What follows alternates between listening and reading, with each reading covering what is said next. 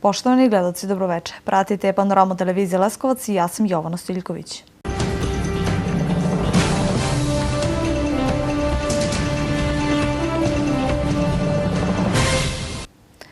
Predstavljanje stranačkog programa bio je povod današnje konferencije za medije predstavnika Jablaničkog okružnog odbora Srpske radikalne stranke. Prisustvo predstavnika Srpske radikalne stranke u Narodnoj skupštini garancija je da će Srbija sačuvati svoj suverenitet i teritorijalni integritet i Kosovo i Metohiju u svom sastavu. Jedna je od poruka poslatih sa konferencije za medije. Kada je u pitanju politički plan i program, ova stranka se između ostalog zalaže za ukidanje javnih izvršitelja, zabranu istopolnih brakova, legalizaciju objekata koji nemaju građevinske dozvole, kao i za eksploataciju ruda.